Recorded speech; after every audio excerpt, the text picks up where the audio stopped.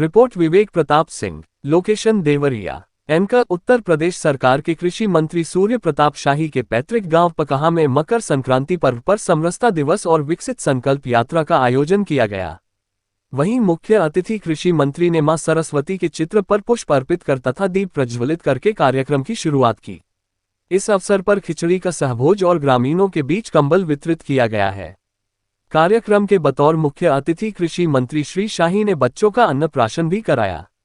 इस संबंध में उत्तर प्रदेश सरकार के कृषि मंत्री सूर्य प्रताप शाही ने कहा कि प्रत्येक वर्ष आज के दिन समरसता दिवस के रूप में मनाया जाता है। इस दिन सामूहिक खिचड़ी का सहभोज और कंबल वितरित जाता है। इस बाबत यूपी सरकार के कृषि मंत्री सूर्य प्रताप शाही ने पत्रकारों के द्वारा पूछे गए सवाल का जवाब देते हुए कहा कि मायावती को जन्मदिन की शुभकामना देता हूं। वह यूपी की मुख्यमंत्री रही हैं, उनका अच्छा जनाधार रहा है। वह 2022 में समाजवादी पार्टी के धोखे में उनके साथ आ गई। 1989 में गेस्ट हाउस कांड हुआ था। समाजवादी पार्टी का चेहरा क्या है सभी लोग जानते हैं, ऊपर नकाब है और अंदर कुछ और है, ये वह पहचान गई, अच्छी बात है।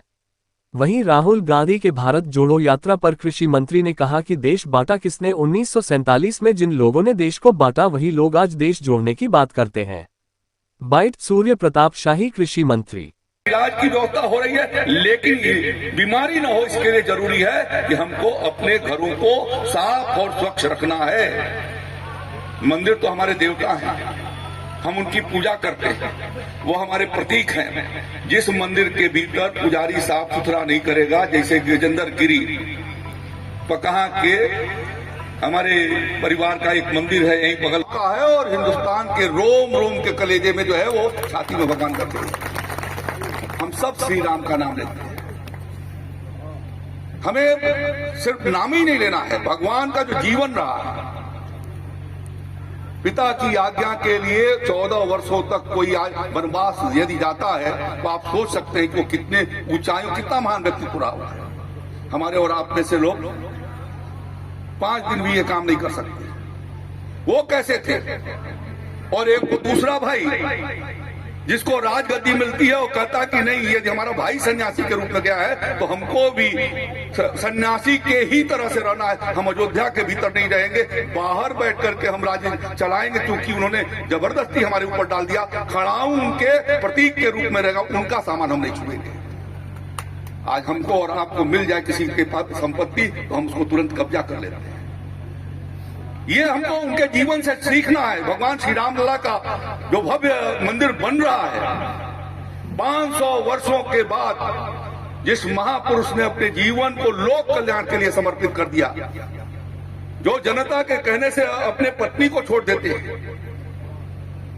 कैसा वो लोकतंत्र की पराकाष्ठा थी।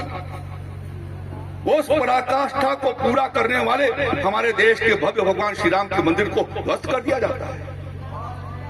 ये हमारे और आप सबके जिंदगी के लिए एक बहुत बड़ा उत्सव है। हम अपने जिंदगी के भीतर देख रहे हैं। आज ही मैंने पढ़ा अखबार में कि आदरणीय यही झूलन सिंह पता नहीं आए हैं कि नहीं आए हैं। जब लाठीचार्ज कराया था मुलायम सिंह यादव की सरकार ने, वैसे ही जंग से दिव्यांग है, एक पैर वैसे ही गया हुआ था और दूसरा पैर मुलायम सिंह की सरकार ने तोड़ दिया इनका।